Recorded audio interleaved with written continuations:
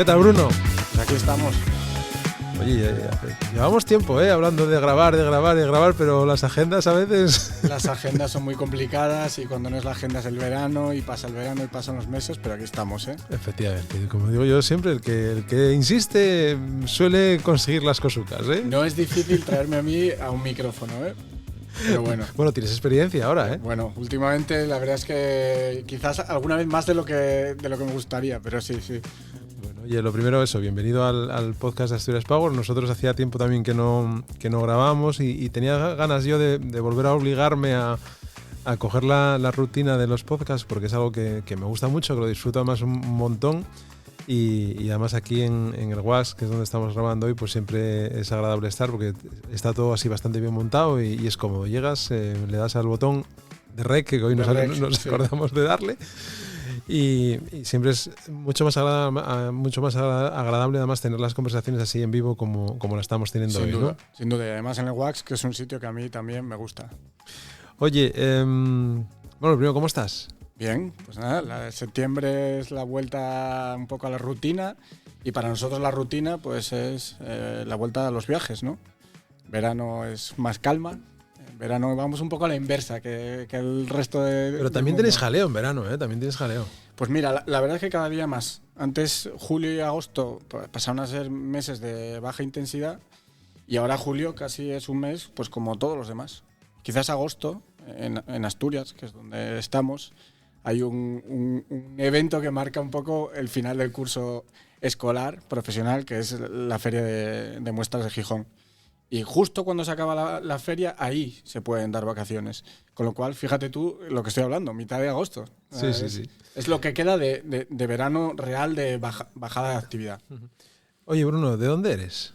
Pues mira, eso es el primer debate. O sea, porque yo nací en Ponferrada, soy berciano, pero es verdad que no tengo ninguna raíz allí, más que el hecho de que el día en que nací estaba allí. Quiero decir, mi familia es asturiana, mi padre es de Mieres, mi madre de Ujo, mis abuelos son de Mieres y de Ujo, mi hermana también es asturiana y soy yo el único de la familia que no soy asturiano. Foriato, eres el uno foriato. Exacto, soy foriato de nacimiento y realmente no tengo, como digo, más vínculo con el Bierzo, que me parece una tierra increíble. De hecho, ahora... Sí, lo han pasado mal este verano. Sí, lo ha pasado muy mal. No tengo más vínculo que el haber nacido allí y vivir en Bembibre pues, los primeros años de vida, que mi padre trabajaba allí en la mina, con lo cual, pues creo que soy asturiano de todo menos de nacimiento. Oye, y también pregunto, ahora cuando arrancamos los podcasts, para que la gente sitúe un poco más a la persona, al profesional que está con nosotros, si has vivido alguna vez, que ya sé que sí, que la respuesta es que sí, que si has vivido alguna vez fuera de Asturias. Sí, correcto. He vivido en Madrid, he vivido en Belgrado, en Serbia, he pasado en Estados Unidos, en Canadá y finalmente, pues en todo ese círculo acaba volviendo a Asturias. Porque además yo a Bruno lo conozco ya desde hace unos cuantos años, antes de que tuviera la posición que tiene ahora de dirección general en Asturex, que además a mí es una institución que me gusta mucho, pero creo que siempre estáis, aunque entraremos después en más detalle, sí, pero siempre estáis empujando, animando, ayudando a que las empresas asturianas se posicionen fuera, tengan visión en el exterior, que es el cometido, digamos, dentro de este organismo público que diriges, ¿no? Pero bueno, eso entramos después en detalle.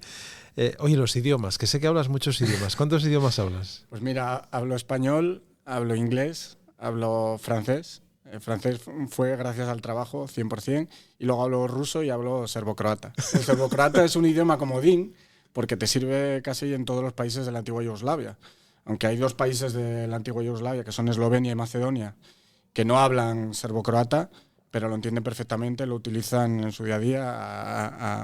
A Doncic, el jugador de baloncesto, lo escuchas bromear en serbio con el resto de jugadores serbios de la NBA, con lo cual es un idioma muy útil. Serbocroata realmente es un idioma solo. Es que diferencias después de la guerra de Yugoslavia, pues cada uno decidió, yo le llamo croata. De una manera u otra, ¿no? Sí, pero realmente es el mismo idioma. ¿Y de dónde te viene esa vena de los idiomas? Pues mira, esta es una de estas preguntas importantes en mi vida porque me viene de hace muchísimo tiempo, desde que era muy pequeño. que tenía, pues, desde que yo puedo recordar, no sé si 6, 7, 8 años, no lo sé, tengo una pasión muy fuerte por Europa del Este y por Rusia en especial. Entonces, siendo muy pequeño, tenía una obsesión total con la cultura rusa, con Rusia, y quería aprender el idioma. Y bueno, pues esta fiebre que le da al niño que no se pasa, mis padres hicieron todo lo posible por ver si algún día me decidía a ser bombero o otra de estas fiebres infantiles, y no pasaba. Entonces, pues viviendo aquí en Asturias, además en esos momentos vivía en Mieres, no había posibilidades de estudiar ruso por ningún lado. Mi padre pues tiró de páginas amarillas para ver nombres en Oviedo y encontró una familia rusa en Oviedo que al niño le enseñara ruso, y así empecé. Ostras, qué bueno. Gracias a esas clases que di con una señora, una ama de casa rusa en Oviedo, pues ya la fiebre ya fue total. Ella me enseñó, ella era una familia que él trabajaba en la universidad de profesor de matemáticas en la universidad, y ella me contó cómo habían salido de la Unión Soviética, su pueblo en Siberia, cómo era y todo. Bueno, aquello ya fue... Entonces, es una cosa que ha ido conmigo desde siempre. El tema de los idiomas, pero además el tema de Europa del Este, ¿no? Han sido dos cosas unidas. Qué bueno. Oye, ¿sitio preferido de Asturias? Sitio preferido de Asturias. Mira, ahora mismo yo creo que... Voy a poner un área un poco extensa, pero mi sitio preferido de Asturias ahora mismo es el occidente. En cuanto pasamos de Luarca hacia allí, todo lo que viene... mi mujer es de la zona, digo noroccidente, el occidente puede ser el suroccidente también. Viví 13 años en Cangas del Narcea, o 12, 11, no lo sé, y me encanta también, pero digo la parte de la costa, ¿no? A mí me gusta mucho. Bueno, yo viví en Navia 2 años, con lo cual lo conozco bien toda esa zona, desde Puerto de Vega, Vía Vélez, Ortiguera, bueno, toda esa zona me la conozco. Y después también, en cuanto subes de Navia hacia arriba, hacia la zona de Grandas, Boal, toda esta zona es también muy chula, ¿no? Con lo cual, y además es una zona no tan masificada como tenemos el Oriente, ¿no? Esperemos que siga así, que la siga manteniendo de esa manera, porque yo creo que es una zona súper atractiva. Además, muy rica en industria, la que tienen, y en ganadería. A mí me da, siendo de Mieres, y habiendo vivido un poco... Bueno, pues claro, mis padres me cuentan lo que era Mieres hace, pues, en los 60, en los 70... con el auge de la minería, yo viví un poco el declive, ¿no? de las cuencas. Yo nací en 85, con lo cual mi infancia en Mieres pues es los años 90 finales. Y cuando voy a Navia, ahora que mencionas Navia, me da un poco esa sensación de cómo tenía que ser Mieres en aquella época. En Navia todo el mundo tiene trabajo, hay 2 o 3 grandes industrias que fijan población, se ven muchos niños, mucha gente joven con poder adquisitivo bueno, ¿no? Gente que ha salido del instituto o de la universidad y ya tienen trabajos estables, con lo cual se nota esa riqueza. Entonces me parece una zona muy buena. Se sorprenderán algunos porque yo siempre tiro mucho para las cuencas y le tengo un cariño especial. Me encanta, por ejemplo, el Valle de Ayer me encanta, pero sí, ahora mismo diría que es el sitio donde estoy más a gusto. Y además para un ciclista como tú, la zona de la cuenca, bueno, es indescriptible, ¿no? Por toda la cantidad de puertos y de posibilidades que hay. Que yo creo que está poco explotada esa zona para ese turismo, además de calidad, y que busca sitios especiales, ¿no? Para disfrutar de la montaña, de la bici. Si me dijeras con la bici, mi sitio preferido es pues el puerto de la Cubilla, que está pues saliendo de Campomanes hacia arriba. La Cubilla acaba justo en la frontera que está de Asturias con León. En el puerto hay unos terrenos ahí arriba de la Cubilla que se disputan el concejo de Mieres con los terrenos de ganadería con León, y esa subida es una subida tipo tour, es espectacular, con unas vistas espectaculares, poco transitada por coches. Es increíble esa zona. Y es verdad que el concejo de Lena, ahora que lo mencionas, sí que está haciendo muchísimo esfuerzo por promocionar a Lena como destino ciclista. Eso es el lema que tienen. Han traído muchísimas carreras. Hay 3 o 4 grandes puertos de montaña en la zona. Está la Cobertoria, está el Cordal, el Angliru para la otra zona de Riosa. Y yo creo que lo hace muy bien. Y el ciclismo trae turismo de calidad, y trae turismo que que viene con su familia, ¿no? El que viene a hacer las rutas trae a su familia se queda en los hoteles de la zona, consumen.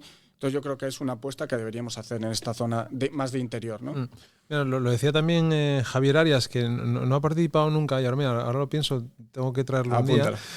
Javier Arias, que fue en su día, cuando yo lo conocí gracias a Asturias Power, era el responsable de YouTube para África. Fue de los primeros ingenieros que tuvo Google en España, porque trabajó también en Google. Y ahora lleva tiempo ya trabajando en el grupo Discovery, que aglutina creo que pertenecen a otro grupo más grande de estos de comunicación, no recuerdo ahora, pero bueno, él siempre ha estado vinculado a temas de tecnología. Y de hecho trabajó mucho con contenidos de ciclismo en otro trabajo que tuvo, porque lógicamente estaba trabajando en algo que era su pasión, ¿no? La creación de contenidos vinculado al ciclismo. Además tocaban todos los palos, tocaban la bici de carretera, la bici de montaña, y después cuando empezaron las bicis eléctricas y demás. Y me decía, pues esto te hablo igual de hace ya 5 años, 4, que él había venido con un grupo porque en Londres, que es donde vive él, aunque ahora pasa bastante tiempo en Llanera, que es de donde es, me decía que había en Londres, en todo lo que es el perímetro de Londres hay muchos clubs ciclistas, muchos clubs de cicloturismo que quedan los sábados, los fines de semana por la mañana, y en función del nivel que tú tengas, de los kilómetros que quieras hacer, pues te metes con uno, con otro, y arranca tal. Y él, que se había traído a un grupo de compañeros de trabajo de Google y de YouTube en Londres, que le gustaban el ciclismo, y que se habían venido, como tú dices, con las familias. Entonces ellos por la mañana lo que hacían la ruta de puertos. Otra cosa que él decía, que la gente se sorprendía, era que por los puertos donde iban, lo poco transitadas que estaban esas carreteras, o sea, la calidad que había para hacer ciclismo, que eran carreteras que también estaban más o menos bien cuidadas, que no tenían, digamos, baches raros ni nada, sino que estaban bien mantenidas, y que podías disfrutar mucho de tal. Y después las familias tenían un autobús que iban a hacer la ruta turística por donde fuera. Y a ellos después, cuando acababan la jornada, pues les pasaba a recoger una furgoneta preparada y lo recogía para casa.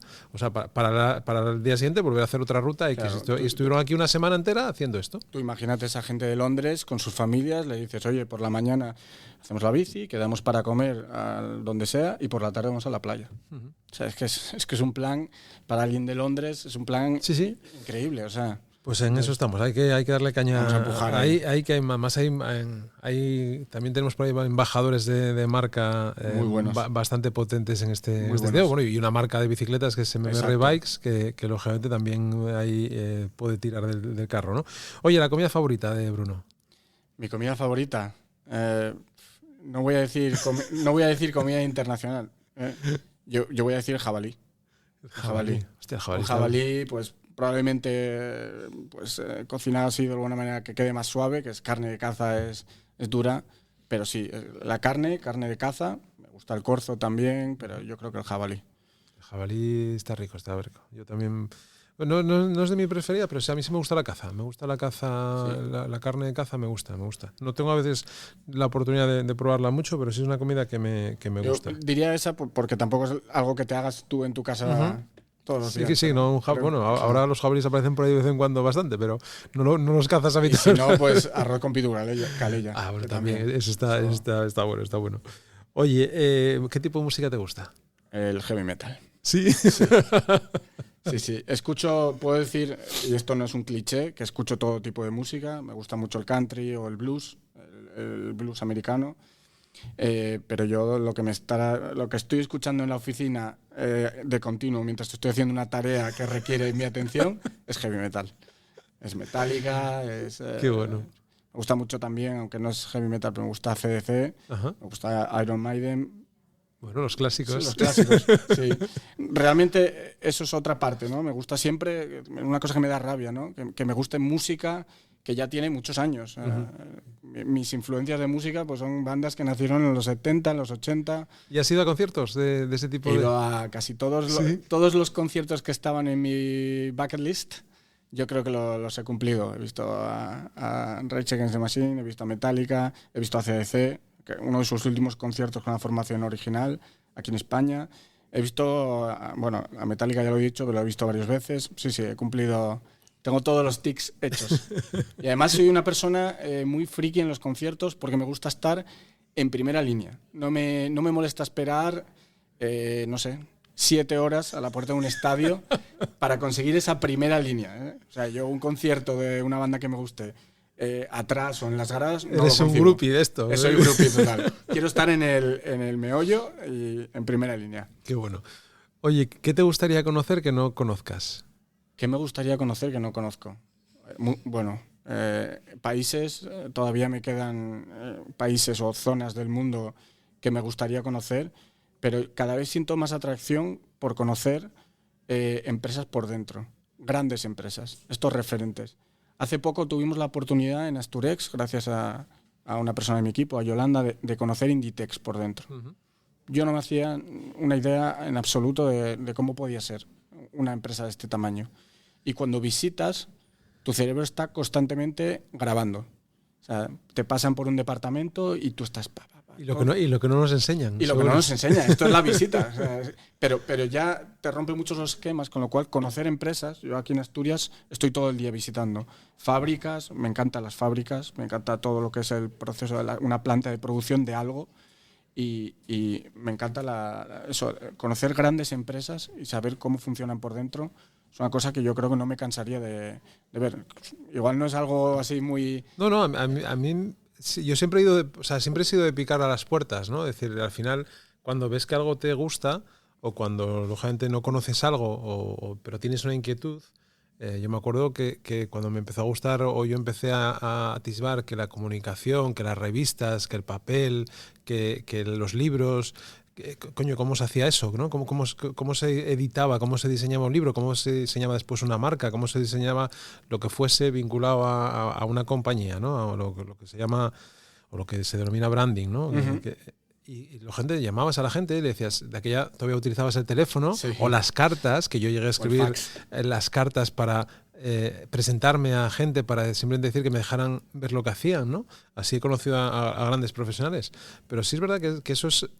cuando lógicamente estás en una posición como la que estás tú, es más, entre comillas, fácil, ¿no? Sí, porque más, la gente, sí. las puertas se abren, pero joder, es muy enriquecedor tener la posibilidad de, sobre todo además, también desde tu posición, distintos sectores, distintas industrias. Eso es lo bonito. Empresas grandes y pequeñas. Eso, que no son solo las grandes las que... Pero no hay una visita de la que salga y diga, ostras, ¿cómo trabajan así? ¿Cómo no se me ha ocurrido antes que esto se puede hacer así? Porque conoces a diferentes profesionales en diferentes roles, no solo roles de gestión, sino de producción. Y es una cosa que, no sé, siempre es como lo que te digo. Yo tengo la grabadora puesta en cuanto entro en el cerebro y salgo con 100.000 ideas. No me canso. No, Inditex, lógicamente, bueno, es un referente indiscutible, ¿no? A nivel mundial, no es que sea a nivel de España. Claro, es que una empresa de esa escala trabajan unos niveles que tú no estás acostumbrado a ver en todos los sentidos. Ya no hablo en el sentido de número de gente o en cualquier área de la empresa.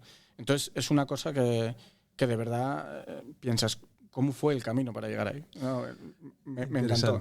Oye, y una cosa que te gustaría hacer que no hayas hecho. Que me gustaría hacer que no hayas... Pues mira, yo tengo una de estas cosas que digo, me gustaría haber sido deportista profesional. Me gustaría haber podido... me encanta el deporte de todo tipo. Consumo deporte, puedo consumir cualquier deporte y engancharme a cualquier deporte. Practicar, ya tengo la limitación física de lo que puedo hacer. Tampoco es que se me den especialmente bien, aunque sí que soy muy atrevido con jugar a lo que sea. Pero me gustaría haber sido deportista. Vivir lo que es la competición de alto nivel. Desde dentro, ¿no? Desde dentro. O sea, vivir un vestuario en una competición pues de alto nivel. O sea, ahora mismo pues lo vive uno desde el mundo profesional, pero ese mundo deportivo, ese interior de un vestuario, la presión de la competición y de los espectadores me hubiera gustado, sí. Sí. Oye, no lo descarto todavía, ¿eh? Pero bueno, creo que voy un poco tarde. Sí, a mí me gusta. Bueno, yo no llegué a ser profesional, pero bueno, jugar fútbol en mis etapas no se te daba mal, ¿eh? Juveniles, no. Pero lo que pasa, mira, fíjate que yo creo que no llegué a ser futbolista por no querer ser futbolista. No sé cómo decirlo, aunque después influyen muchas cosas, ¿no? No vamos a entrar ahora en detalles. Sí, pero que podías saber. Pero influyen muchas cosas. Sí, seguramente. Pero después también, bueno, no insististe en ello y dices, bueno, pues si esto ya no es prioritario, a otra cosa, ¿no? Es decir, en vez de seguir, yo qué sé, pululando por España, que podrías haber tenido esa posibilidad en equipos de segunda B, que nunca sabes después qué va a ocurrir, ¿no? Sí, pero igual tienes un golpe. Bueno. Pero bueno, que ahí se quedó. Y fíjate que sigo disfrutando de otra manera, ahora con mi hija Marta, que juega al hockey sobre hierba en el grupo, y hemos creado un podcast. Estamos conociendo a deportistas profesionales de ese ámbito, que lógicamente son mucho más accesibles que un futbolista. Es decir, si yo tengo que invitar a un podcast yo qué sé, a Xavi Alonso, el entrenador del Madrid, o a un jugador del Barcelona, del Valencia, del Atlético, o aunque sea del Elche, o incluso del Oviedo, tienes que pasar por el club, 1000 filtros, por el representante, por la marca, si es que te lleva una marca que, o sea, y lo que te va a contar probablemente esté muy encorsetado. Eso es, no hay mucha chicha. Por ejemplo, mira, me gusta un formato que está haciendo ahora otro asturiano, que es este ¿cómo se llama? Que se me fuera el santo al cielo. Eri Frade. Sí. Eri Frade no, perdón. Eri Frade es el de COPE. Eri Frade es el de COPE, que es de radio. Bueno, me acordaré después y ya lo meto entre medias. Que hace un formato que es de 24 horas con un futbolista. Claro, ahí te da tiempo a... Y entonces está con él, se mete con él en casa. Lógicamente hay tomas muy interesantes y lo que trae está guay, está muy bien, porque se nota que hay complicidad con el deportista, y entonces el deportista está tranquilo. Me imagino que para ciertos deportistas pues también tendrá que haber pues esos filtros, pero que como ven que eso funciona y que también trae audiencia, que es otra cosa importante, pues le dan también ese espacio al periodista en este caso, ¿no? Que sigo sin acordarme, tío, vaya desastre. Pero bueno, después lo pongo. Vale. Tu vida de día a día ahora, ¿no? O sea, vamos a ir hacia atrás en el tiempo, ya sabemos un poco cosas sobre ti, pero esa infancia que empiezas a estudiar, que empiezas en el cole, esa infancia, has dicho antes que es en Mieres, ¿no? No, esa infancia la paso, la infancia temprana, digamos, el cole, el jardín de infancia, o sea, lo que era preescolar y el cole, lo paso en Cangas de Narcea. Ah, vale. Y en el año... Ahora me bailan las fechas, probablemente era el 97, el 98, no sé, el 97, 98. Ya me voy a Mieres. Entonces, la infancia, los primeros recuerdos de mi vida, y los recuerdos de estos que que marcan mucho, ¿no? Es en Cangas de Narcea. Y yo siempre lo digo, Cangas de Narcea es un sitio que para un niño es un paraíso. Es una villa que, para el que no la conozca, pues ahora pues, está muy cambiada a mejor. Aunque la actividad minera, que era la principal actividad del concejo, ya no exista, pues ahora ha mejorado mucho las instalaciones que tienen, etcétera, etcétera. Y la verdad es que era súper feliz. En un pueblo como Cangas, un niño puede ir solo por la calle, a donde quiera. Y tus padres te dicen, voy a estar en tal bar y aquí me buscas cuando te aburras o cuando sea la hora de ir a comer o ir a cenar. Y si no, pues te vas para casa, ¿no? Eso yo creo que... Ahora que vivo en una ciudad y que tengo un hijo que ya cumple 5 años, y pues cuando tenga, probablemente por Oviedo no deje solo cuando tenga 7, 8 años. Sí, o 9. Claro, hay mayor control sobre los peques. Yo lo recuerdo también, ¿no? Y muchas veces ha salido ese comentario en otras personas con las que hemos hablado, otros profesionales, de su infancia, esa infancia tranquila, un espacio en el que podías entrar, salir y no pasaba nada, ¿no? Nadie andaba preocupado por lo que pudiera ocurrir. Íbamos al cole solos, volvíamos del cole solos. Iba a entrenar, cuando empecé a entrenar, pues sería a Levines, en el Narcea iba yo solo, volvía solo. Y cuando era el sábado y mis padres iban al Bermú, pues yo tenía libertad absoluta para ir por el pueblo a hacer lo que hacían los niños, ¿no? Trastadas y no trastadas. Mira, una persona que es de Cangas de Narcea, que también ha participado en este podcast hace ya tiempo, que el otro día la vi en el verano, que iba a dar a luz y acaba de dar a luz a su primera, creo que es una niña, pero no estoy ahora seguro, que es Miriam Llano, que era la responsable en toda la parte de Asia, bueno, de Asia no, de Arabia, toda la parte de Arabia, incluso de la India, de Cosentino. Y que ahora lo fue anteriormente, había estado en UK, después se fue para Dubái, y ahora hace ya 2-3 años que dejó Cosentino y ha creado una marca propia, una consultora que trabaja con marcas de lujo vinculadas a lo que ella conoce mucho, que es toda la parte de arquitectura, interiorismo, y organiza unos eventos en Dubái y en otras partes del mundo espectaculares. Y además es una persona, lo mismo, que la conocí gracias a Asturias Power, y cuando hablas con ella, no sé, te insufla una tranquilidad, una paz, un amor por su trabajo, por lo que ha hecho y por lo que está haciendo, que joder, es digno de admirar. Además, en un perfil femenino, que sabes que en esas zonas del mundo, pues tampoco es que se lo ponga a veces muy fácil, ¿no? Seguro que no se lo pusieron fácil, aunque ahora las cosas están cambiando bastante rápido, pero seguro que tuvo sus momentos. El periodista que te decía era Rodrigo Fáez. Rodrigo Fáez. Rodrigo Fáez, que tiene este formato que te decía 24, es que lo estaba buscando en el ordenador porque no me salía el nombre. Te daba rabia, ¿eh? No te podías quedar con ello. Vale, o sea que estás en Cangas y después ya os vais ya empiezo lo que es pues la ESO en Mieres. Y claro, parece que no, pero para los ojos de un niño, pasar de un pueblo del tamaño de Cangas y un poco, digamos, en una esquinita de Asturias a Mieres es también para mí como ir a la gran ciudad. No, porque aquella época Mieres era una vorágine. Sí, Mieres era para mí muy grande y bueno, pues un cambio de aires. Y la verdad es que tuve lo mismo. Rápidamente le cogí el punto a Mieres y allí tengo lo que son, bueno, los amigos, mi círculo de amigos. Y Mieres, la verdad, me encanta, pero es que es normal porque es la tierra de tus padres. Eso es algo que tiene algo, sí, hay una raíz. Hay una raíz. Mi hermana, que es un poco mayor que yo creo que siente mucho más apego o siente más apego por Cangas del Narcea. Ella vivió ahí casi una adolescencia, claro. y se siente mucho más apegada. Yo la verdad es que le tengo un cariño porque todos los recuerdos que tengo son buenos. Ya te digo, la libertad absoluta. Y Mieres era como, bueno, un sitio nuevo, rápidamente le cogí el punto. Y vas, digamos, por la gente pasando cursos, sí. ¿Siempre tuviste inquietud siempre fuiste inquieto? Porque, gente, partimos de que acabas de decir al principio que tenías inquietud por esa cultura rusa o de esa parte del globo, ¿no? Con lo cual partimos de que eso no es algo habitual en un crío.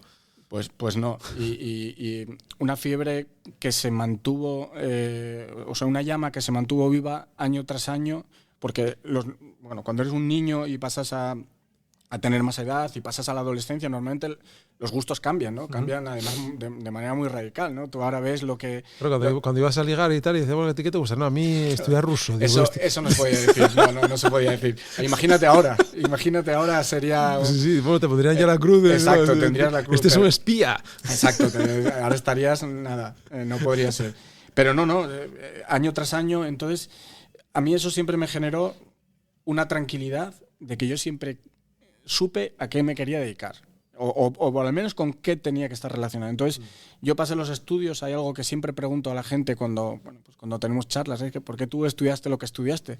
Porque para mí esa cuestión nunca estuvo, nunca tuve ningún debate interno sobre qué quería estudiar. Yo eso ya te lo escuché en los podcasts que lógicamente que haces con Asturex, ya lo he escuchado también. Eso que vas a decir, ¿no? Que lo tenías claro. Es que claro, por eso a mí eso me generó siempre una hoja de ruta. O sea, no había ninguna duda, no había otra opción en mi cabeza. Mis padres seguramente querían que estudiase otra cosa. Recuerdo además hace muchos años mis padres diciéndome que la informática era muy importante, que iba a ser el futuro, pues en los años 90 ya. Pero no, a mí solo me interesó eso. Entonces, pues fui cambiando la personalidad, fue cambiando muchas cosas, pero eso se mantuvo constante. Constante. ¿Y entraste en...? Estuve, pues claro, alguien que quiere estudiar algo relacionado con la cultura del Este o con los idiomas del Este, pues tiene en España hay una carrera que es Filología Eslava, ahora ya se llama, creo, Lenguas Modernas y ya te especializas. Creo que si no estoy un poco despegado de los nuevos formatos de la universidad, ahora son Lenguas Modernas y luego tú escoges lo que quieras, de aquella eran las filologías, ¿no? Y Filología Eslava tenía 3 opciones, Madrid, Barcelona o Granada, y me decanté por ir a estudiar a la Complutense de Madrid. Éramos 7 alumnos en el curso. O sea, 7 alumnos por año. Por año. Hostia. 7 alumnos. Piensa lo que es eso. Yo siempre digo que para mí la universidad fueron clases particulares. Claro. ¿Y qué tal la experiencia en esa época en Madrid? Pues la experiencia en Madrid, pues justo en esa edad, Madrid es espectacular. Bien es cierto, y ahora que lo veo conociendo Madrid de otra manera, que en esa época universitaria, sobre todo para los que estudiábamos en la Complutense, vives un poco en una burbuja, ¿no? No conoces, no te mueves por todo Madrid, estás en Ciudad Universitaria y conoces la zona de Moncloa, de Argüelles, y Ciudad Universitaria, que es tan grande y tiene todo lo que necesita un estudiante, pues todo el deporte lo hacíamos allí, salir de bares lo hacíamos por la zona, pero claro, Madrid fue un curso avanzado de muchas cosas.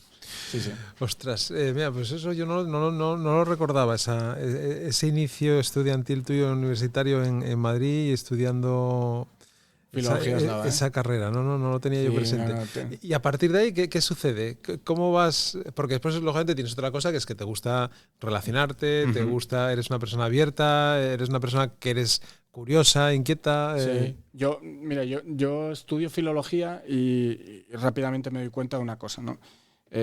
Filología tiene dos salidas, o dos o tres naturales, que es ser traductor, ser intérprete o dedicarte a ser profesor de literatura. A mí no me interesaba, esas vertientes profesionales no me interesaba ninguna, más allá de conocer esos oficios.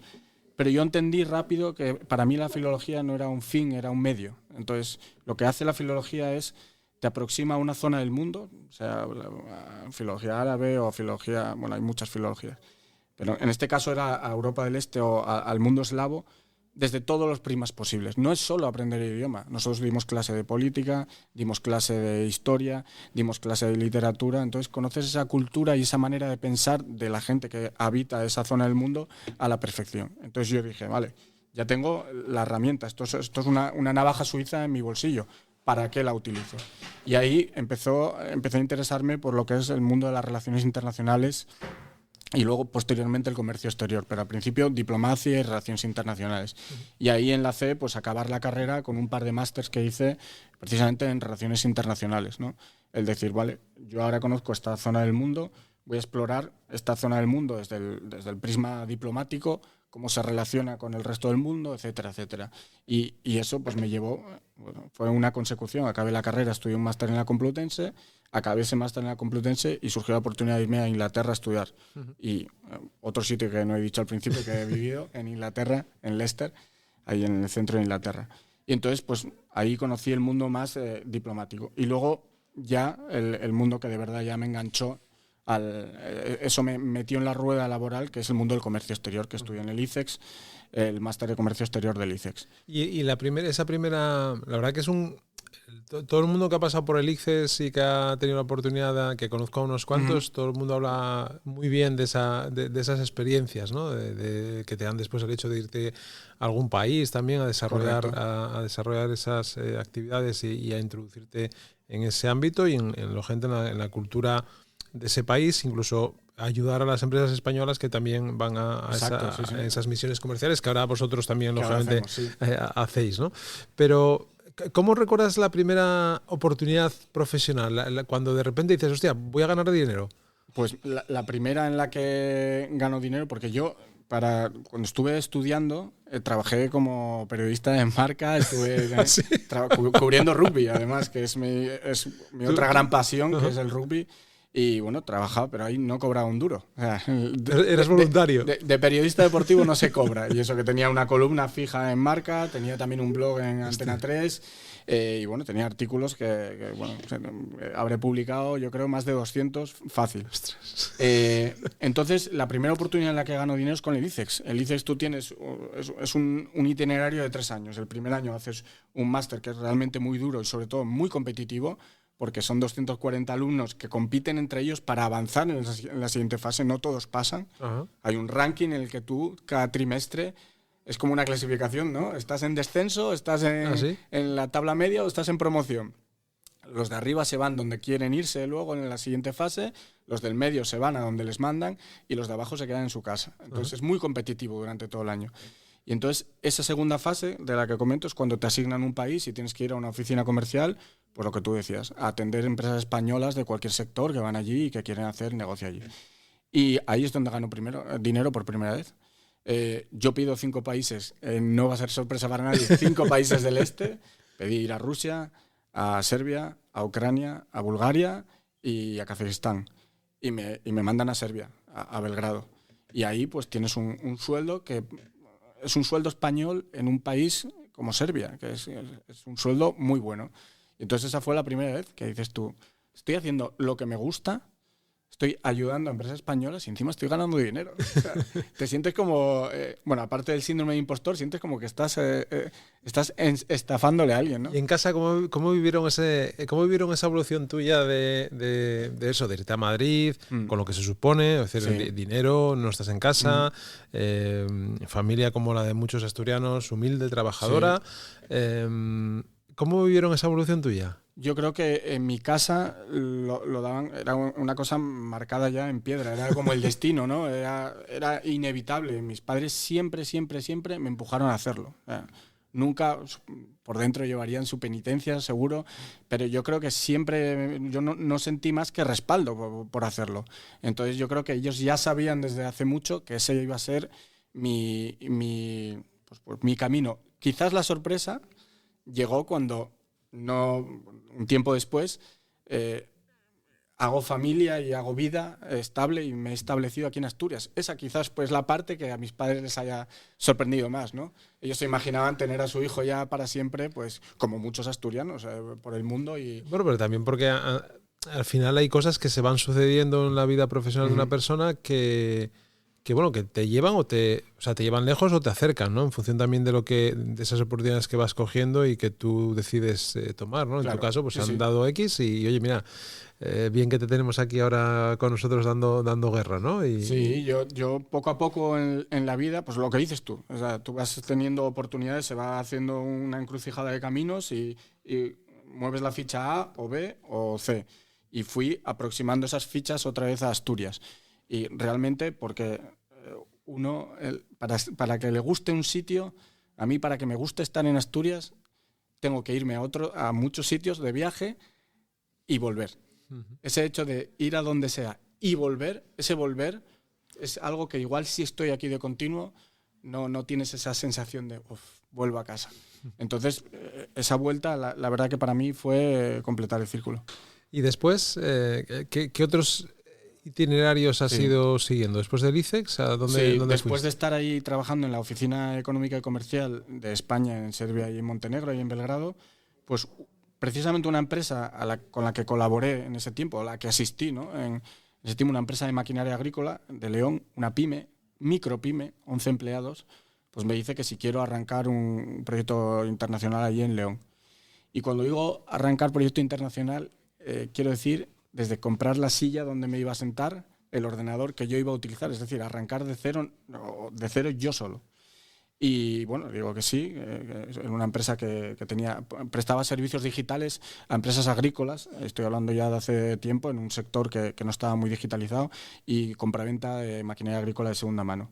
Y la verdad es que fue todo un reto porque tú llegas y a mí me dijo la empresa está extinta y encima el director general o el propietario falleció hace tiempo, pero recuerdo que me dijo, tú tienes que ser aquí rentable desde el día 1. Es decir, tú lo que vayas tienes que, a final de mes, el saldo tiene que ser positivo. Desde el primer día.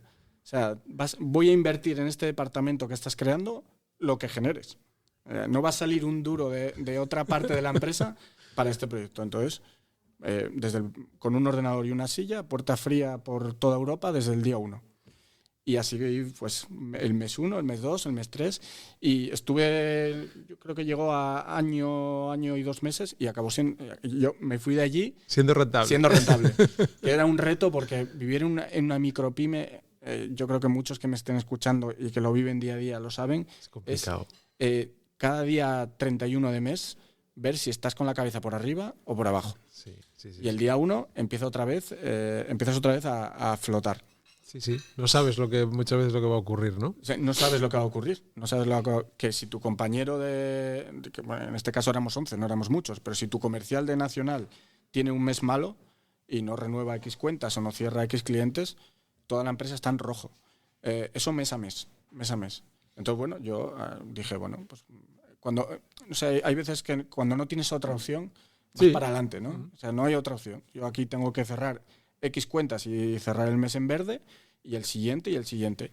Y así, pues bueno, fui dando un poco de beneficios. Con esos beneficios, pues conseguí una persona que me cubría el mercado de Francia. Así creció un poco el departamento, ¿no? En un año, que fue muy poco tiempo. Qué bueno. ¿Y después qué más? Y después, cuando ya decido que, bueno, pues que quiero saltar a una empresa un poco más grande, con mayor soporte, ¿no? Y sobre todo que me permitiera también hacer ese trabajo de viajar y de ser export manager. Bueno, pues surge una oportunidad en Asturias, surge una oportunidad en Tineo, que es cuando llego a Cafento. Y realmente ahí... ¿De Cangas de Narcea a Tineo, para que veas, para que veas, no. Y ahí me agarro esa oportunidad, porque además pasa otra cosa, que paso a trabajar con un producto por el cual siento pasión también, que es el mundo del café. Yo era un gran friki del mundo del café, y trabajar en Cafento. Cafento tiene, para el que no conozca la empresa, pues a los más mayores les diré que Areces, El Gallego y otras marcas que ellos conocen se integran dentro del grupo Cafento, ¿no? Es la mayor empresa de capital español de café, quitando a Nestlé y otras empresas. Sí, pero son esas cosas que a veces no somos conscientes que tenemos aquí, que la gente que son grandes marcas, compañías que están además en una zona que ahora sí, pero antiguamente no eran de un acceso cómodo, y que a alguien se le ocurre pues que allí puede hacer eso, ¿no? Desde allí al mundo. Y desde allí al mundo, con una empresa que factura, no sé cuánto está ahora, pero seguramente sobre los 100 millones de euros, que ha adquirido empresas por toda España y es uno de los grandes torrefactores españoles. Curiosamente, en Asturias tenemos una gran tradición cafetera, tenemos pues grandes empresas como Kendo, como Toscaf, como El Globo, que es otra cosa que yo desde Asturex estoy intentando que la gente conozca fuera de España. El caso, fichó por Cafento, y ahí desarrollo un poco un departamento internacional que esa empresa no tenía. Era un gran debe en esa empresa, la internacionalización. Y bueno, viajar, tiene una fábrica espectacular. El producto, para el que lo sepa, el que se tome un café Montecelio o El Gallego o lo que sea, que sepa que es un producto espectacular. Y allí pues me pongo a viajar por el mundo con un paquete de café. Y ahí pues por toda Europa, con mi paquetito de café, y haciendo cosas difíciles, que es competir con los grandes torrefactores italianos de tú a tú. Y uno se da cuenta que al final pues yo seré pequeño, mínimo, seré un grano de arroz, pero compites. Y siempre hay cuota de mercado para alguien, ¿no? Yo ahí iba sin miedo, con la inconsciencia también de salir a jugar, ¿no? ¿Qué año era ese? O sea, pues ¿qué año esto fue realmente en el año 15 o 16. Ajá. En el año 15 o 16 yo me lanzo por ahí y empezamos a ganar, y ganas clientes a otros competidores mucho más fuertes que tú. Por diferentes argumentos. Esto ya son temas comerciales, pero no solo precio, porque si no ganarías ninguno. Era lo que te iba a decir, que al final, si no tienes un buen producto detrás, claro, que te sustente, y una buena estructura que te apoye en momentos en los que tienes una negociación X, y que la gente, oye, pues ¿vamos a apretar o no vamos a apretar? Vamos a dejar que la cosa... Eso lo sabes hacer mejor que yo. Sí. Pero que lógicamente es una gran oportunidad para alguien que le gusta viajar, que encima te gusta el café, que te gusta toda esta parte de la internacionalización, y que te permite pues ir creciendo y que conectas con otra gente, porque al final conectas con diferentes culturas. Yo siempre digo que desde España conectamos muy bien con con cualquier cultura en el mundo. Esto ya lo sé ahora a ciencia cierta, después de muchos viajes, pero conectas bien, y tú tienes que conectar con la persona. Igual esa gran compañía que te gana a ti en todo, en precios y tal, pues no, a ese cliente en el que tú estás visitando ni le levanta el teléfono. Y tú estás allí cuando te pide y le prestas atención y generas una relación con él, y él es el que te compra por eso, no porque tú seas más barato o porque produzcas no sé cuántas toneladas de café, que realmente igual le da igual. Igual lo que quiere es, cuando tenga un problema, tener a alguien que llamar y decir, oye Bruno, que es que tengo un problema.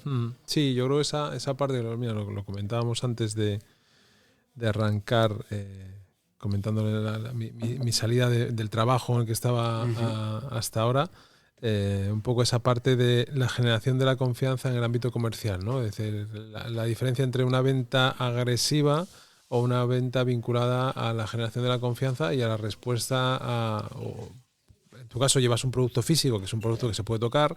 En una parte tecnológica a veces vendes consultoría que no es tangible en el momento, pero sí, lógicamente, trasladas a tu cliente la confianza de lo que estás haciendo, lo que le estás ofreciendo, lo vas a poder hacer de la mejor manera posible y que va a cumplir una necesidad que él tiene y que le puede optimizar un proceso o lo que sea, ¿no? Yo creo que yo rápidamente en el trabajo identifiqué dos maneras de hacer mi trabajo. Mi trabajo es, a ver, mi gremio es el gremio exportador, yo soy comercial internacional. Y hay gente que va al win-lose, es decir, tú entras en una sala y de ahí tiene que salir un vencedor y un perdedor. Tú eres una de las dos opciones. Yo voy a venderte algo y o bien gano y te he vendido todo lo que yo quería, o bien salgo de ahí sin la venta y soy un perdedor. O sea, es esa dicotomía, ¿no? Y yo creo que no. Yo creo que de verdad es que no es un cliché, y yo creo que los tiempos modernos giran hacia esta manera de ver las cosas. Tenemos que salir los dos sintiendo que hemos ganado algo. Tú, que eres el que me compra, tienes que poder ir a tu jefe y decirle: he hecho una buena compra, hemos hecho algo bueno para mi empresa, hemos conseguido un proveedor que de verdad nos va a facilitar la vida, porque si tú no sales con esa sensación, tú me vas a comprar una vez, pero no me vas a comprar nunca más. Si tú sales con la sensación de que te he estafado en algo, no es una sensación agradable. Entonces solo se genera una buena sensación si los dos salimos con la sensación de que hemos conseguido nuestros objetivos. Y esa es un poco la filosofía que yo he intentado impulsar siempre, luego teniendo gente a mi cargo también, y creo que es la filosofía correcta. Y la venta agresiva que tú comentas muchas veces es: tienes que ir a machacar, y tú sales ganador y consigues todo lo que pretendías. Yo creo que no, quizás tú quieres, cuando entras en una negociación, quieres conseguir 4 cosas, y bueno, si consigues 2 o 3, suficiente para mantener una relación en el largo plazo. Sí, hay perfiles de todo tipo y todos son respetables, y cada uno se encuentra cómodo en la faceta que quiere establecer o en la que quiere posicionarse, ¿no? Lógicamente, ¿evolucionas en Cafento? ¿Cuántos años estás trabajando en Cafento? Yo creo que en Cafento estuve 3 años o cerca de 4. Y además un momento de mucha expansión y mucho crecimiento, ¿no? Sí, teníamos una filial en República Checa y en Eslovaquia, otra filial en Francia. Vendíamos prácticamente venta directa desde Tineo a muchísimos países de Europa, muchos, y todo eso se construyó prácticamente de cero, o sea, que una expansión rápida. Y el siguiente salto, que ahí fue donde yo te conocí. Sí, correcto. Que yo recuerde, porque igual nos conocíamos de antes. Igual, no lo sé, pero probablemente no. Igual del LinkedInianos, no sé si éramos por entonces. Sí, de aquella época sí, igual nos habíamos tropezado en algún lado. Pues igual por LinkedIn sí. Pero que en ese contacto y de decir: coño, este Bruno lleva un chaval, me cae. Hay feeling, ¿no? Hay feeling, ¿no? Pues que es difícil no tenerlo contigo. No, bueno, oye, alguno habrá que no lo tenga. Pero sí es cierto que, bueno, yo la verdad es que soy una persona, creo que fácil de tratar. Pues se cruzan en mi camino 2 personas que son fundamentales, yo creo, en mi vida profesional, que cambiaron o me hicieron evolucionar más que en ningún otro momento, que son Teo Conejero y René Abad, que es el director general y director comercial de KLK. Entonces, se cruzan en mi camino. Ellos tenían un problema que tenían que resolver con una persona en Francia.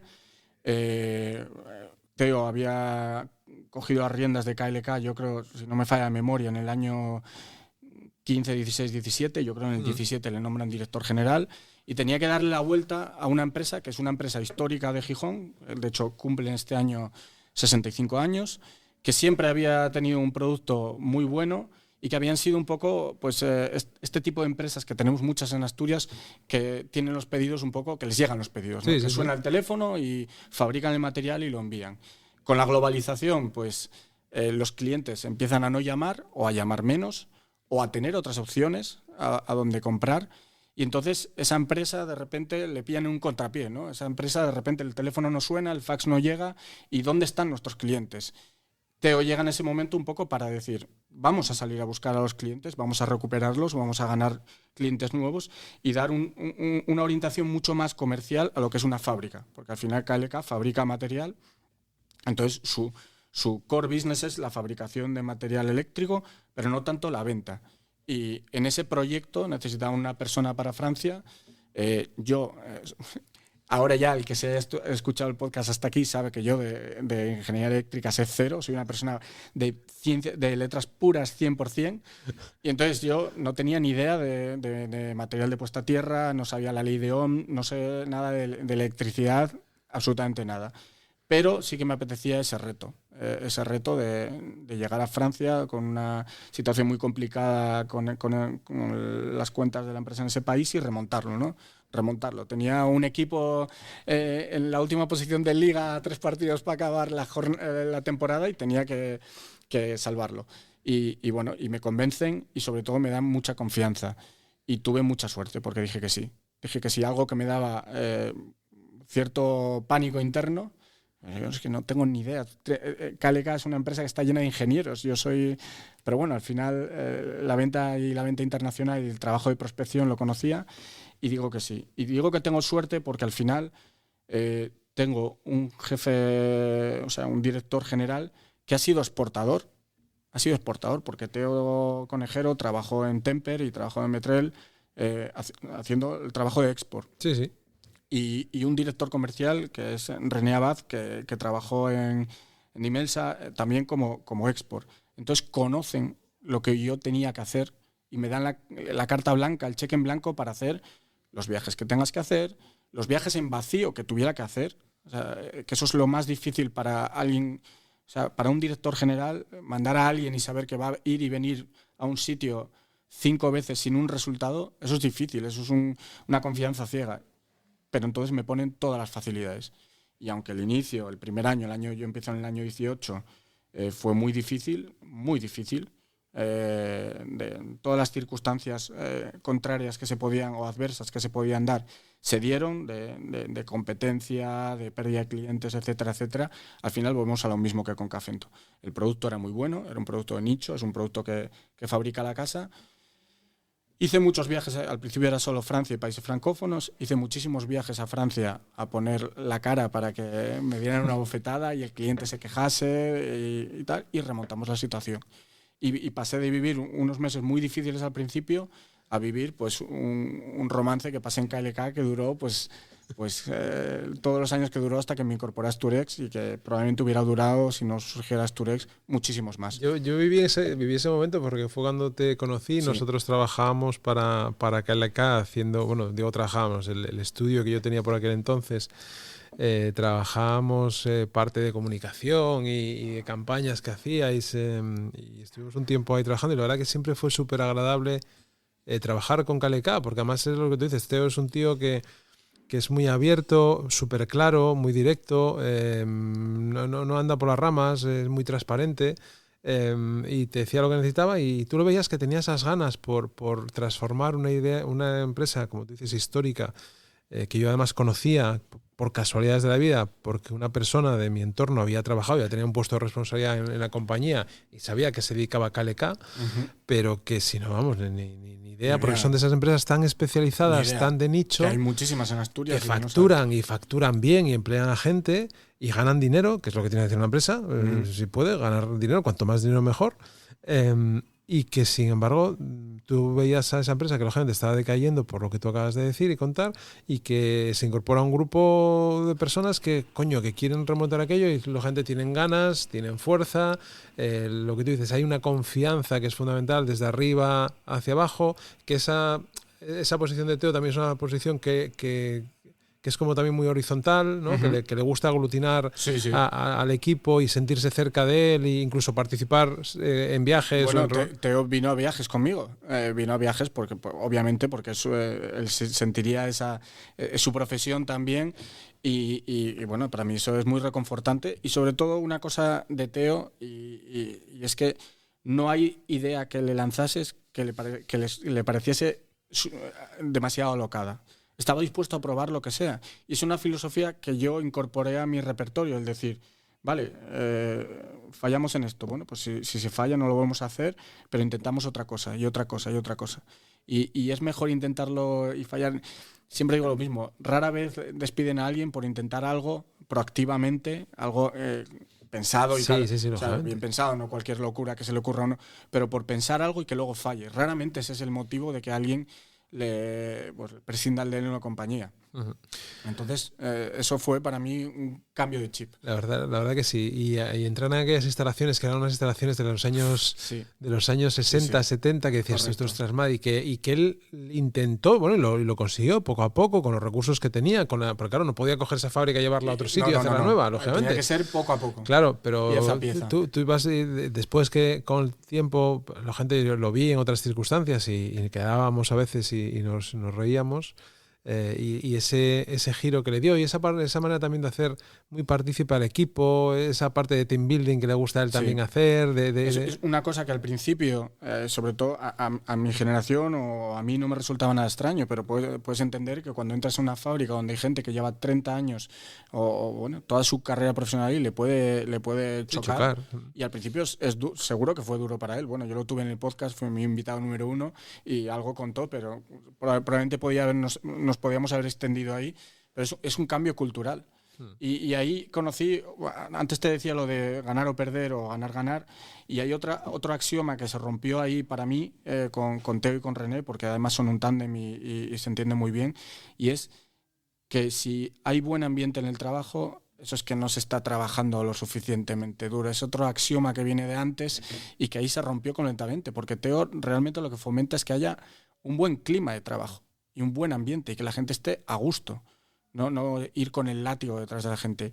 Y los resultados están detrás para respaldar eso. O sea, porque si haces eso y al final los resultados no te acompañan, alguien puede decir, o sea, no funciona, ¿no? Aquí estamos para ganar dinero. Pero es que los resultados acompañaban, con lo cual refuerzan esa idea de que es posible. Es posible y claro, como trabajador, ¿qué te voy a decir? Súper deseable, ¿no? Claro, es algo que yo también incorporo a mi caja de herramientas. Es que yo creo que es algo fundamental. A veces no lo consigues, Yo siempre digo que lo más complicado en esta vida es gestionar equipos. Sí, me parece muy complicado. Y hacer caja, ¿no? O hacer caja y gestionar bien la caja, ¿no? Claro. Esas son las dos partes fundamentales de una compañía. Oye, gente, creces en KLK, viajas, consigues tener esa experiencia, vender en más sitios, aparte de lo que has contado de Francia, lógicamente. ¿Y cómo llega este proceso de Asturex y de pasar de lo privado, ¿no? de una compañía en la que estabas bien, lógicamente, a otra compañía, en este caso pública, aunque bueno, tiene una participación de pública-privada, pero en un ámbito, gente que no era difícil. Yo creo que cuando lo tuviste que pasar mal, porque yo creo que es una posición que encaja perfectamente en tu manera de ser, en tu trayectoria, y que dices, hostia, qué guay, ¿no? O sea, poder ayudar a todas las empresas asturianas a ir afuera, a conocer muchas cosas que desconozco, y sin embargo estabas en un sitio que estabas súper bien, reconocido, tal, y dices tú, ¿cómo surge? Pues mira, surge la oportunidad, se abre esa posición, porque la directora anterior ya le tocaba a Teresa Vigón jubilarse, y yo pues al principio aplico a la posición un poco como, bueno, voy a echar aquí a ver qué pasa. Pero yo dentro siempre tenía un run en la cabeza. Yo siempre, además esto yo creo que es muy, muy típico, es muy del ser humano, ¿no? Yo conocía Asturex, había viajado con Asturex, había hecho alguna misión comercial con Asturex y había participado de servicios de Asturex. Y siempre pensaba, si algún día yo estoy en Asturex, haría esto, esto y esto. Todo el mundo se cree muy listo, además. Haría esto, seguro que nunca se les ocurrió. Y entonces en ese momento surgió la oportunidad. Y aunque yo probablemente estoy convencido de que no era el candidato tipo, además porque por edad, pues, cuando me incorporé a Asturex, era la persona más joven de la plantilla, con diferencia. Digo, oye, pues yo lo voy a intentar. Y si al final me eligen, lo que yo traigo en la mochila para Asturex, yo lo tenía claro, es esto. Bueno, pues eso que surgió como, voy pasando fases, voy pasando rondas y al final, pues estando en un viaje con Asturex, precisamente en México, en una feria, me llaman y me dicen, si dices que sí, es tuyo. Y en ese momento, pues hay que ser valiente y hay que decir, pues sí. No llevo diciendo yo lo que haría si estuviera en Asturex. Pues ahora te toca demostrarlo. Entonces no vale, esas decisiones no vale arrugarse. Y fue una decisión muy agridulce, para mí fue agridulce, fue una grandísima oportunidad para mí y la tarea agridulce de volver a un sitio que era mi casa. Además, la tarea agridulce volviendo además de un viaje, o sea, recién aterrizado de un viaje, de ir a decirle a 2 personas que me habían dado toda la confianza y que yo confiaba ciegamente en ellas que me iba a ir de la empresa, pero se lo justifiqué porque era un tren que pasaba una vez. Y así fue, así surgió. Y yo llevaba un proyecto detrás de lo que quería hacer, porque yo justificaba que yo venía directo de las trincheras, ¿no? Que yo era un director, o iba a ser un director general que espero que en estos 3 años que llevo... 3 años ya. 3 años ya, sí. Ya no soy el nuevo director de Asturex. Yo quería justificar, espero que se haya visto, o que las empresas que lo escuchen o los exportadores que lo escuchen lo sientan al menos en parte, que yo venía a trabajar por y para los exportadores, porque yo soy un exportador. Yo vengo de estar en las trincheras, con el cuchillo entre los dientes, en todos los sitios del mundo, de tener mis estrepitosos fracasos, mis grandes victorias, de tener mis viajes de vacío, mis proyectos conseguidos, todas las sinsabores, las mieles, los éxitos, las derrotas del mundo del exportador, las dificultades, las peripecias, las he vivido. Entonces, que yo iba a entender desde el puesto que tengo ahora la vida que ellos pasan y que yo iba a empatizar, como hago, yo creo, porque sigo considerándome un exportador que ahora ocupa el puesto de director general de Asturex, pero ¿qué es lo que soy? Es mi gremio. Que entonces que iba desde mi silla ahora, como director general de Asturex, iba a hacer todo lo posible para mejorarles a ellos la vida o para hacerles su trabajo más fácil, que es el propósito. Entonces, bueno. La verdad que... No, o sea, 3 años, es que parece que hace nada, ¿no? Que estás ahí y, lógicamente, has vivido... ¿Cuántos viajes has hecho con Asturex ahora? Pues muchos. Intento viajar lo máximo posible y cuando no viajo internacionalmente, siempre intento acompañar en viajes al personal de Asturex, a misiones comerciales, y cuando no estoy viajando allí, intento estar viajando sin parar por Asturias. Coger un coche y decir, hoy voy a estar en Barres, mañana voy a estar en Cangas de Narcea, mañana en Tineo, y estar conociendo todo el rato a empresas. Entonces, viajes internacionales he hecho mucho en estos 3 años, muchos, no sé, no te lo voy a decir, más de 30 probablemente, o más de 40, no lo sé. Bueno, son unos cuantos. Yo he de decir que este año he tenido la oportunidad por primera vez, porque nunca lo había hecho, ¿no? La verdad, de aprovecharme de un viaje espectacular, porque además te pregunté, oye, ¿vas a ir?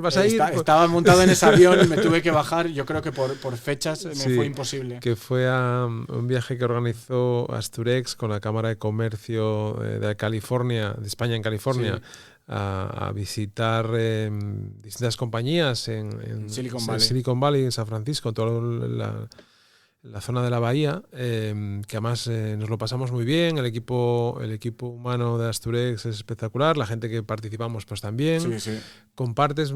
Son viajes en los que compartes muy de cerca con esas personas que te acompañan. De hecho, yo el primer día me acuerdo que dormí con una persona, con un profesional, que es un pedazo de profesional, Javi de Onirix.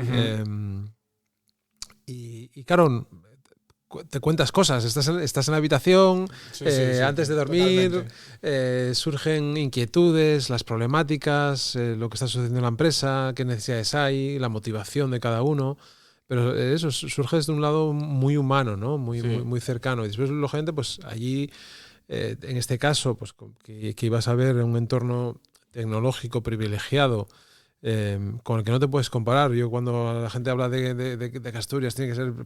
Bueno, a ver, somos Asturias y tendremos que ser lo que queramos ser, pero somos otra cosa. Tú ahí simplemente con estar en Stanford y saber el presupuesto anual que tiene Stanford como universidad, dices tú, hostia, pues, si tienen 40.000 millones de dólares en el banco, por decir algo, no sé si es esa cifra, ¿no? Pero la que sea, pero que es así. Y de repente sales y todo es Stanford, porque son terrenos que ellos, la gente, a principios del siglo pasado, fueron comprando y fueron adquiriendo donde no había nada, y todos centros de investigación vinculados a la universidad, que la universidad va al centro de investigación, salen las compañías, con todo el capital que hay rodando en ese ámbito. Pues lógicamente te dice, ostras, si es que no, lo que te das cuenta es que no somos menos que ellos como profesionales, como personas, no tenemos ninguna diferencia. Una cosa que me sorprendió, un dato que nos dieron en la primera charla que nos dieron nada más llegar, era que creo recordar que en la zona de la bahía de San Francisco, Silicon Valley, se hablan 138 idiomas o algo así, una cifra de estas parecida. Es decir, es un crisol de culturas. Claro, eso es. Eso es. En este momento mundial en el que estamos, que parece que tiene que todo el mundo estar peleado, los Estados Unidos y esa zona en concreto tienen dos cosas. El dinero que han hecho, o sea, que han conseguido, pero lo han conseguido gracias a que han mimetizado mucho talento de todo el mundo. O sea, han atraído talento de todo el mundo y ese talento de todo el mundo lo que ha hecho es ponerse a pensar y ponerse a crear. Totalmente. Entonces, esa es la única diferencia. Es mucha, sí, pero que tú después vas allí con gente profesional de aquí y los ves interactuar con el entorno y dices, hostia, ¿qué diferencia hay entre esta compañía y esta otra? Pues que esta ha levantado 800.000 euros y esta otra ha levantado 18 millones de dólares. Sí. Es así. Pero entre otras, ¿no? Pero el viaje era interesante y lo planteamos desde esa perspectiva, ¿no? Y hay una cosa que me gusta mucho, pero mucho, y que la gente, que voy a hacer hincapié, que es ese momento de viajar fuera con otras empresas. La gente no sabe ese caldo de cultivo que se generan en esas cenas, en esa cerveza en el lobby del hotel, con otras empresas. Hemos presentado a gente que trabajan en el mismo polígono y no se conocen, y a partir de viajes con Asturex y bueno, con otros organismos seguro, se conocen. Yo, que estaba acostumbrado a viajar solo, profesionalmente, mis viajes siempre eran yo solo. Llegar al aeropuerto X, alquilar un coche, viajar pueblo a pueblo yo con el coche. Entonces acabas en 7 días, no hablas con nadie más que con tus clientes o potenciales clientes. Y de repente vas a un viaje con Asturex, joder, es maravilloso.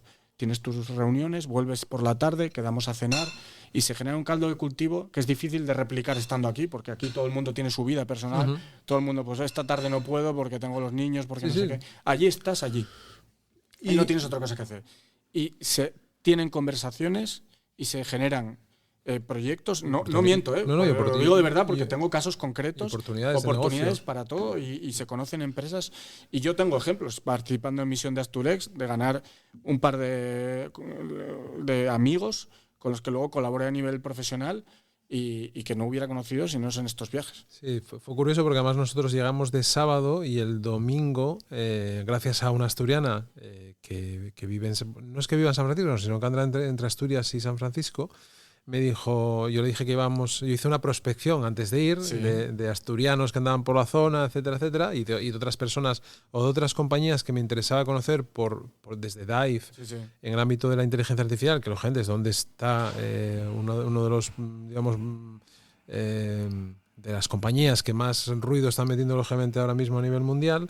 Y me dijo, oye Luisma, hay una reunión de españoles que viven en San Francisco, se va a hacer un picnic el domingo por la tarde en la zona del parque del Golden Gate, que es una zona que queda antes del puente, por una parte, la parte de San Francisco.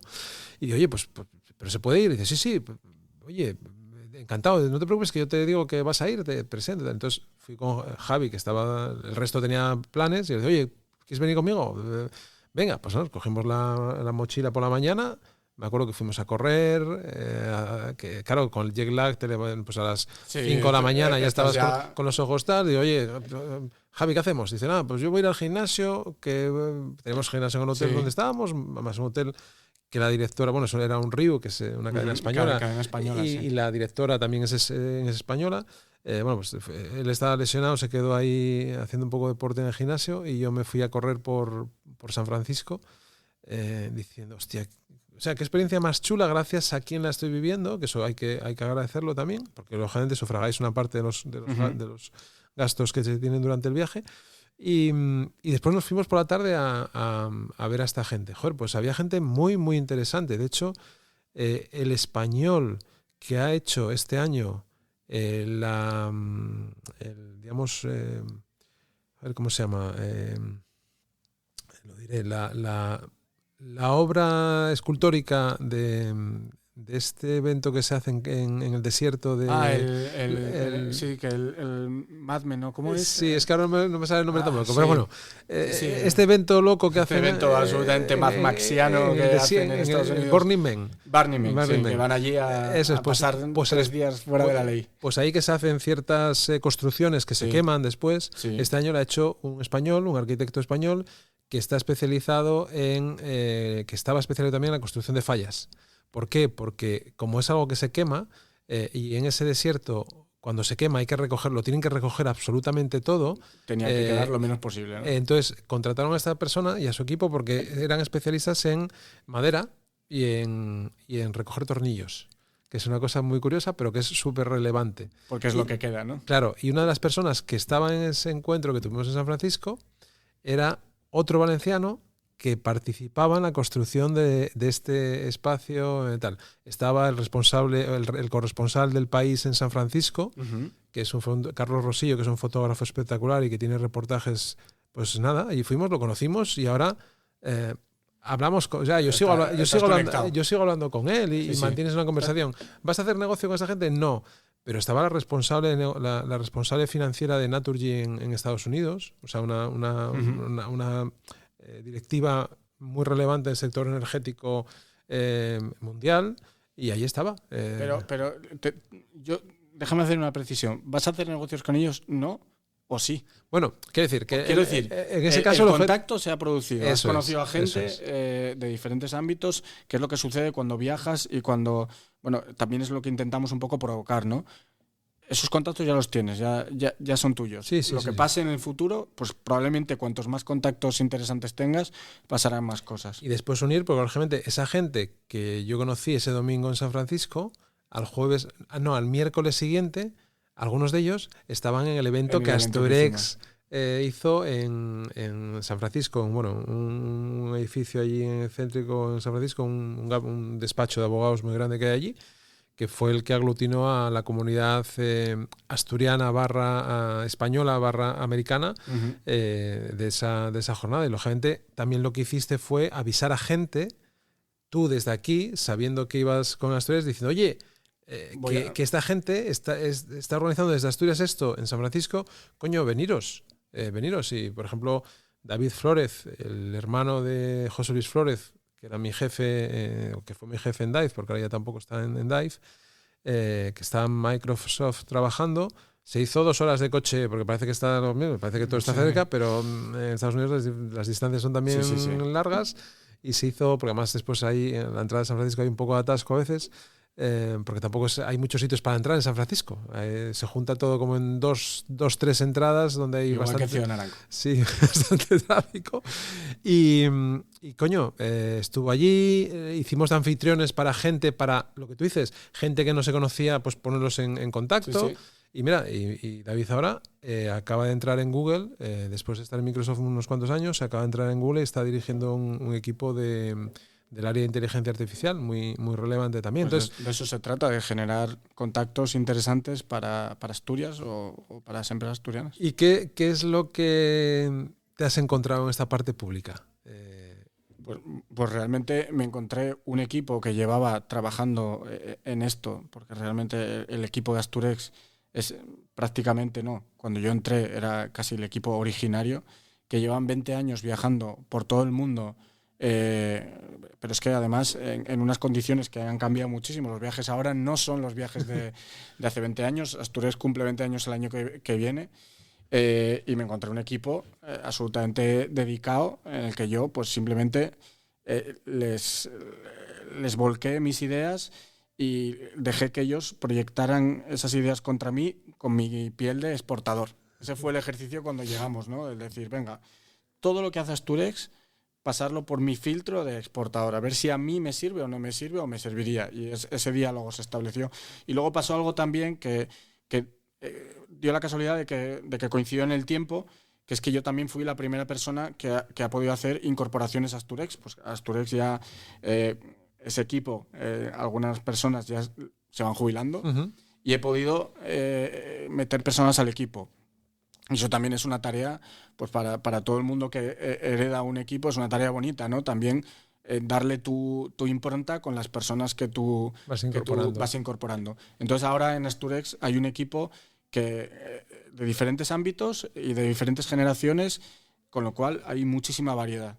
Entonces yo me encontré una oficina muy consolidada a la que simplemente quería ponerle un toque de lo que yo había vivido dentro de un departamento de exportación, que además es difícil, ahora que estoy en Asturex, uno se da cuenta que es difícil estar al día de lo que es un departamento de exportación por dentro si no estás constantemente pisando un departamento de exportación por dentro, porque los tiempos cambian muchísimo y la manera de vender y de operar es muy diferente.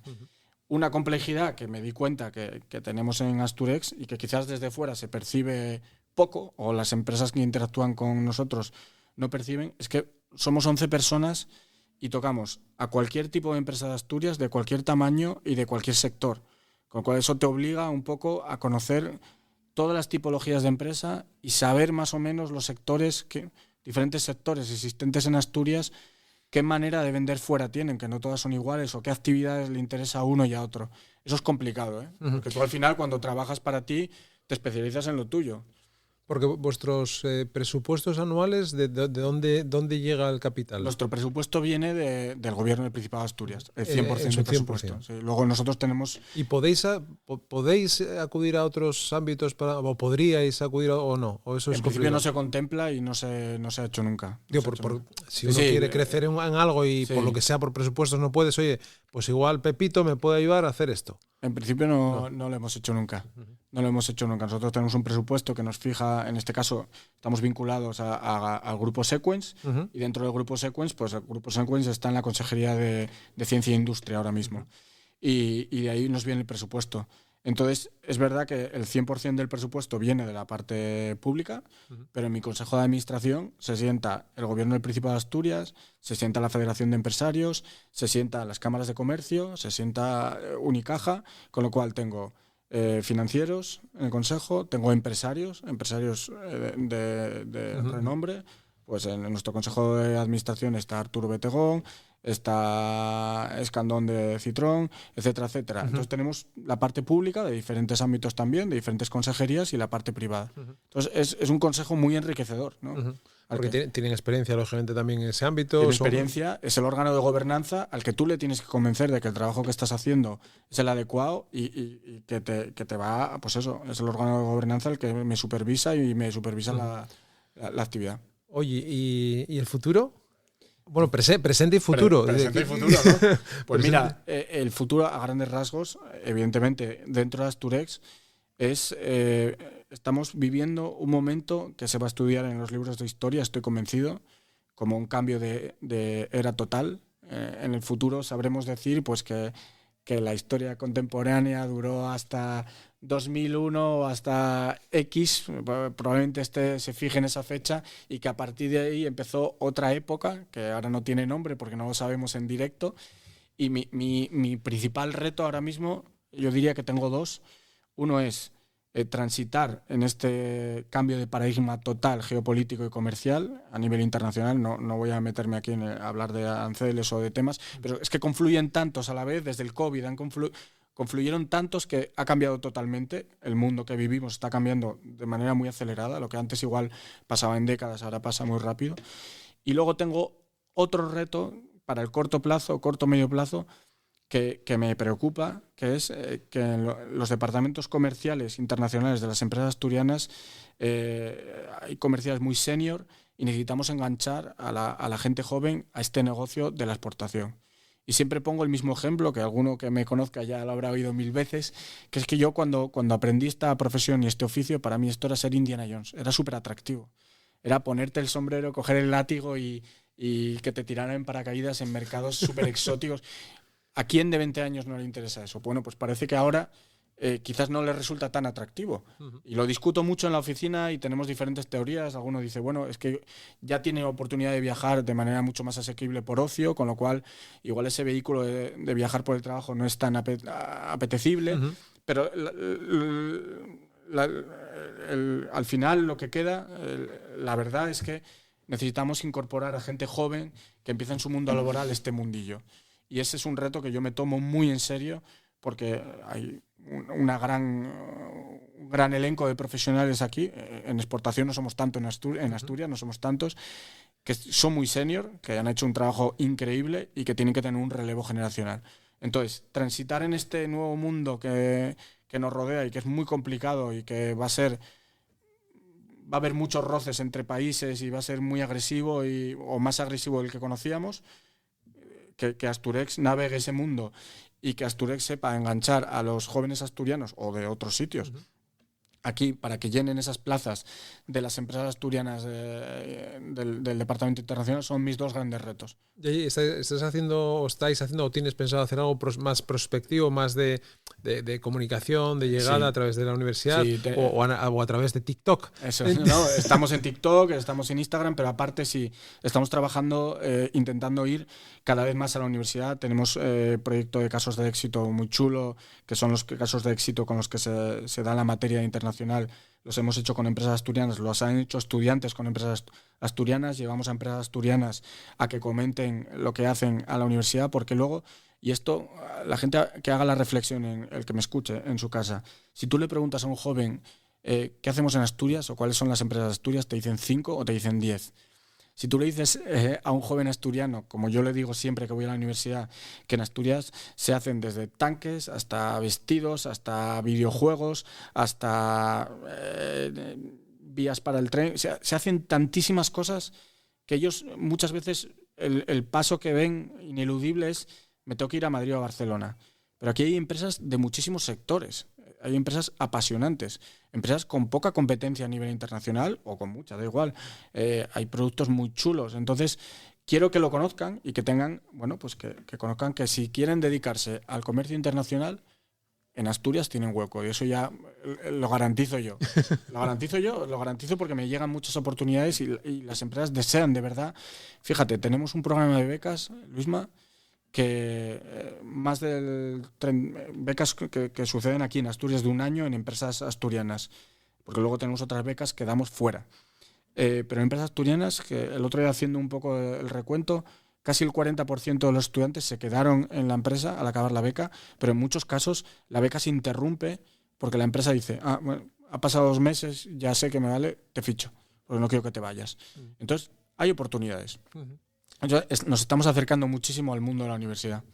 Al mundo de la universidad. No, yo creo que eso es fundamental, ¿no? Es decir, el hecho de que una entidad como vosotros, pública, voy a decir moderna, porque creo que os habéis modernizado y estáis en lo que está ocurriendo, ¿no? Y lógicamente esa manera de estar con las compañías, de ayudarlas, de viajar a otros países, de ir a ferias, de ver qué se cuece en esas ferias, no ir por ir, sino de ir, investigar, visitar, conocer.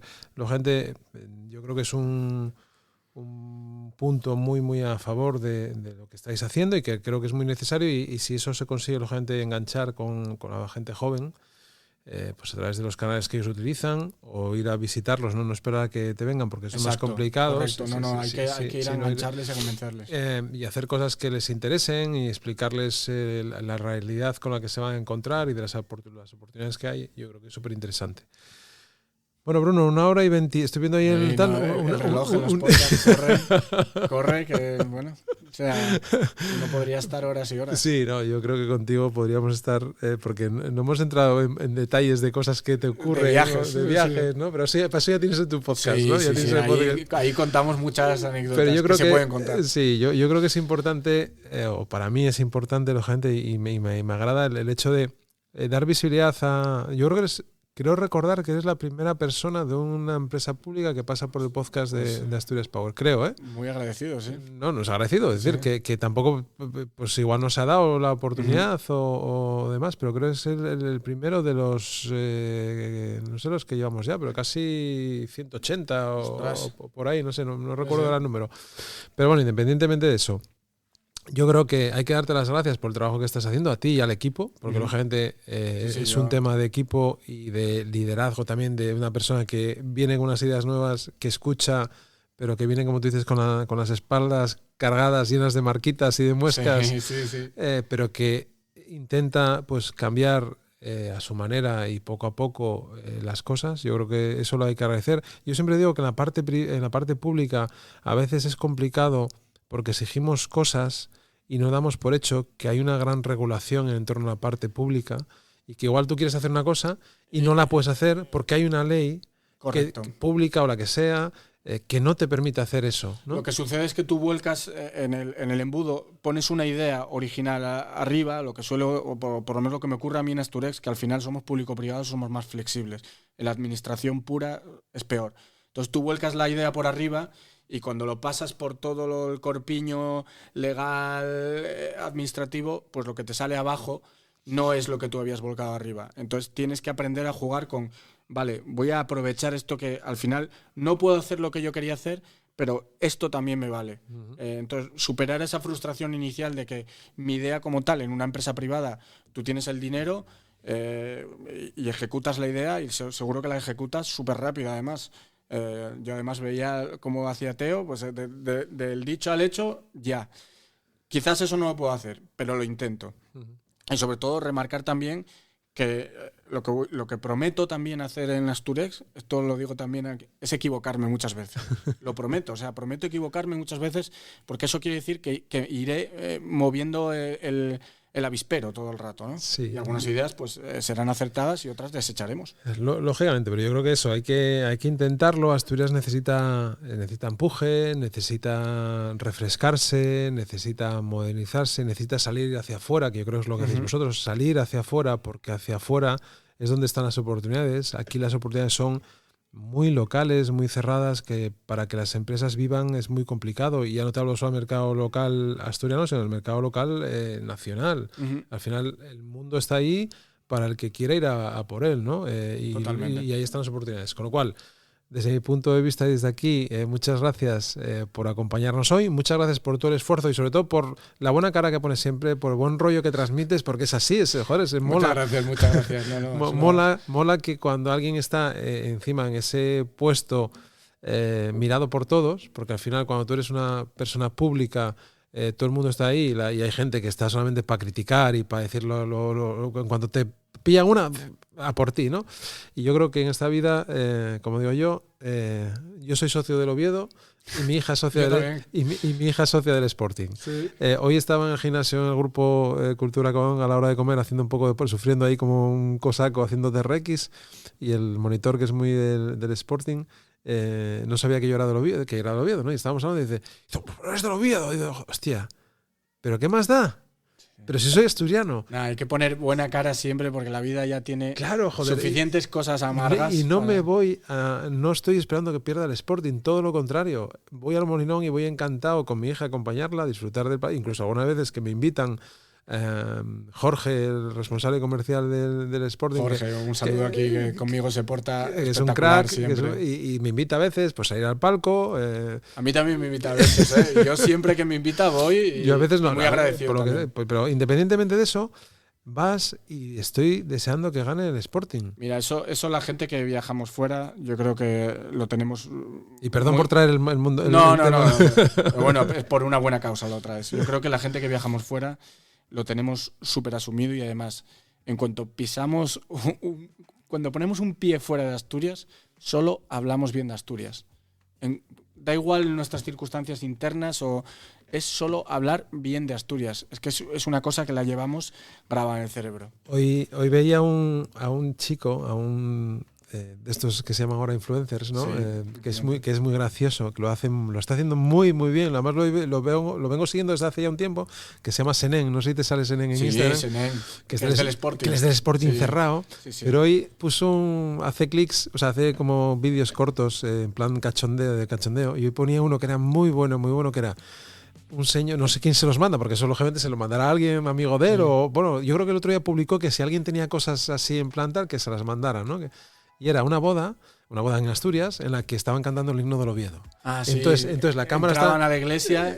No, era en el banquete. Entonces dentro del banquete estaba sonando el himno del Oviedo y había un señor impertérrito con una cara como diciendo aguantando. Es que no me levanto y me voy de milagro. Y él decía, claro, ponía el corte y tal, y dice, ahí está, así, aguanta. No, creo que es Senen 93, además, si no me equivoco, se llama en Instagram. Lo hace muy bien. Muy gracioso. Yo le puse un comentario y dice, Senen, eres un crack, y te lo dice uno del Oviedo, ¿no? Es decir, porque yo creo que yo lo vivo de esa manera, ¿no? O sea que muchas gracias, Bruno, por tu tiempo. Gracias a ti, Luisma. Siempre que me necesites, aquí estaré. Y siempre digo lo mismo al final, nos vemos en el camino. Nos vemos en el camino. Muchas gracias.